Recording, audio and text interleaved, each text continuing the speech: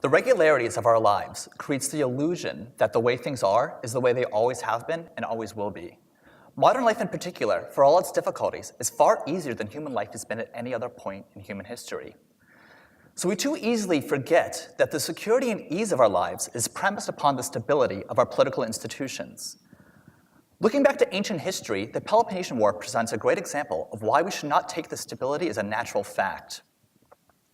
Thucydides, the 5th century BC Athenian general and historian, wrote up his account of the contemporaneous Peloponnesian War, a destructive 30-year conflict between Athens and Sparta.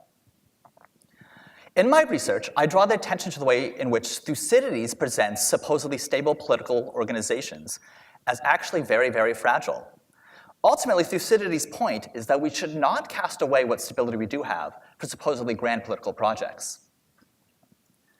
When Athens embarked upon its project of imperial expansion, it thought it would win for itself greatness and immortal glory. What it won instead was the devastation of the plague, when bodies piled up in the streets for the dogs, and food became so scarce that some resorted to cannibalism. Instead of its victorious armies marching all over the known world, they instead starved to death in a Sicilian quarry, victims of an ill-fated attempt to open a second front in the war.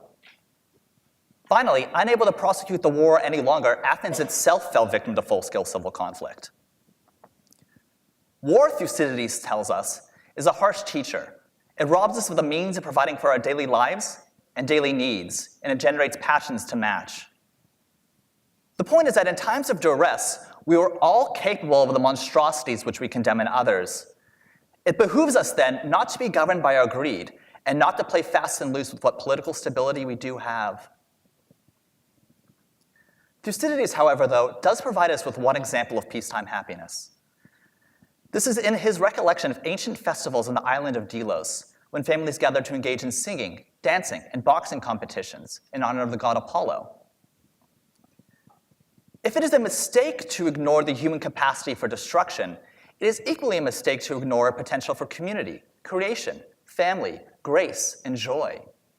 Both aspects of human nature need to be recognized if we are to resist the ravages of war. And this, finally, I think, is Thucydides' enduring message.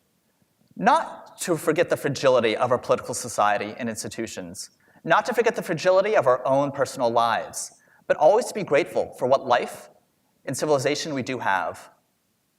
Thank you.